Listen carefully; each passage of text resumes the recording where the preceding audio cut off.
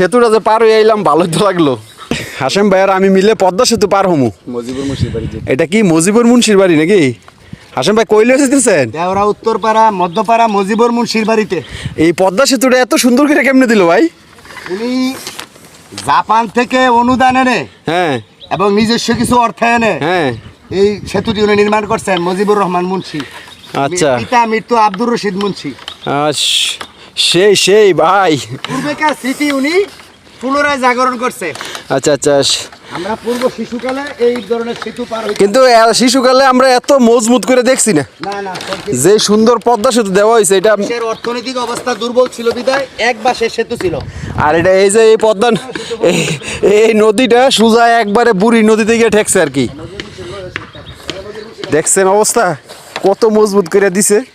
যদি আপনার এই খালটা আর একটু ছোটো হইতো তাহলে উনি কালভার্ট বা ব্রিজ দিয়ে দিতে পারতো এই খরচে। মজিবুর মুন্সি নাকি? ভালোই তো লাগলো ভাই।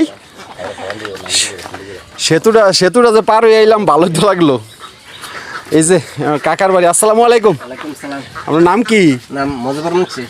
এই ব্রিজটা আপনি দিছেন, বাঁশের ব্রিজ। কিরকম গেছে খরচ? গেছে এখন কম গেছে 12,000 টাকা। 14,000 টাকা গেছে, মানে নিজেরা পরিশ্রম করে দিছে আর কি, শুধু বাঁশের দামটা ধরছে। আর এমনি আপনার প্রায় 12 টাকাই গেছে। কিন্তু সুন্দর হয়েছে পার হয়ে আইলাম যে। হাঁস খাওয়া যাবো কাকার বাড়িতে আইলে। হ্যাঁ হাঁস পালার জায়গায় এইটা, বুঝছেন? সুন্দর একটা বাড়ি। তো ওই যে আমাদের কামাল সরকার সাহেব আমাদেরকে দেখতেছে, ওনার কাছেই কিন্তু মূলত যাওয়ার জন্য আইছি।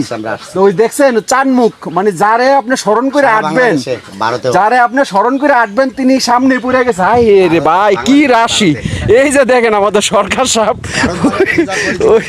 ওই যে দেখেন পিছে হাত দিয়া মনে হইতেছে মানে 80 বছর একজন মুরব্বীর মতো দাঁড়াইছে আর কি। তো যিনি জনপ্রিয়তার তুঙ্গে আছেন এখন ভারত বাংলাদেশ, মানে আগরতলা, ত্রিপুরা, বৃহত্তর কুমিল্লা, অর্থাৎ সারা বাংলাদেশ, এই কামাল সরকার সাহেবের খুঁজেই আমরা আসছিলাম। রোদ্রের জন্য তো কিছু দেখাও যাইতেছে না। ওরে বাপরে।